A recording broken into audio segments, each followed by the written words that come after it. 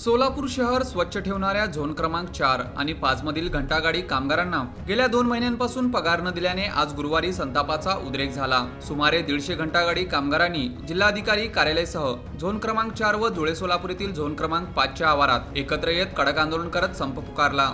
महापालिकेने घरोघरी कचरा संकलनाचा मक्ता खासगी ठेकेदारांना दिला असून याच ठेकेदारांकडून कंत्राटी पद्धतीने घंटागाडी कामगारांची नियुक्ती करण्यात आली आहे। मात्र ठेकेदारांच्या हलगर्जीपणामुळे कामगारांचे 2 महिन्यांचे वेतन थकले आहे। पगाराअभावी कामगारांच्या घरात चूल पेटत नाही, औषधोपचार थांबले असून मुलांच्या मूलभूत गरजाही अपूर्ण राहत आहेत। घरातील राशन संपले, आजारावरील गोळ्या घेण्यासाठी पैसे नाहीत, अशी विदारक परिस्थिती अनेक कुटुंबावर ओढावली आहे। या अन्यायाविरोधात घंटागाडी कामगारांनी जिल्हाधिकाऱ्यांना निवेदन देत तातडीने कारवाईची मागणी केली आहे। थकीत पगार त्वरित न मिळाल्यास सोलापूर शहरातील कचरा संकलन पूर्णपणे ठप्प करून यापेक्षा अधिक तीव्र आंदोलन छेडण्याचा इशारा दिला आहे। सोलापूर शहर स्वच्छतेसाठी जीव तोडून काम करणाऱ्या कामगारांकडे दुर्लक्ष केल्यास त्याची गंभीर किंमत सोलापूरकरांना मोजावी लागू शकते, असा इशाराही आंदोलनकर्त्यांनी दिला आहे। आम्ही इथं थांबलेले सर्व घंटागाडीचे कर्मचारी आहोत।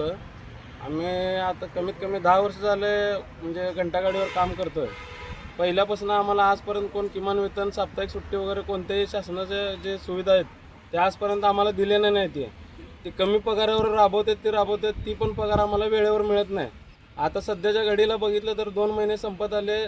सोलापूर जे शहरातलं गड्डा यात्रा आहे ती बाहेरच्या शहरामधील सर्व नागरिकांनी ते गड्डा यात्रेचा सगळा आनंद लुटला आहे। पण आम्ही सगळ्या शहराची स्वच्छता करत असताना आमच्या कोणत्याही एकाही मुलाने म्हणजे आमच्या घरातील लेकरांनी वगैरे त्या गड्डा यात्रेमध्ये पाऊलही ठेवलं नाही।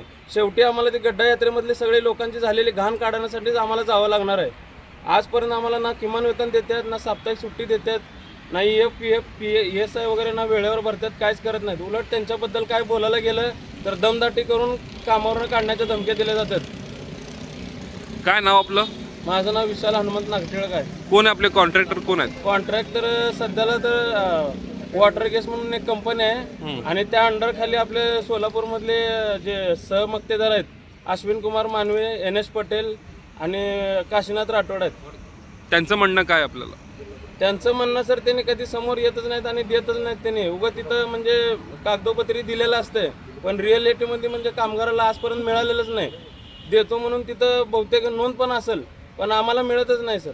मागण्या मान्य न झाल्यास पुढील कारवाई काय राहणार आपली? मागण्या जोपर्यंत सर आम्हाला आमच्या मागण्यानुसार म्हणजे मागण्या आम्ही काय म्हणजे बिनबावची मागण्या वगैरे करत नाही। जे शासनाच्या निर्णयानुसार मागण्या आहेत तेच आम्ही मागणी करतोय आणि ते जर आम्हाला मिळत नसेल तोपर्यंत आमचा संपच राहील। आणि अजूनपर्यंत सर म्हणजे कुठला त्यांचा कॉन्ट्रॅक्टरचा एक माणूस आम्हाला विचारणा आल्यासाठी आला नाही की का बरं बंद केलं म्हणून। ओके.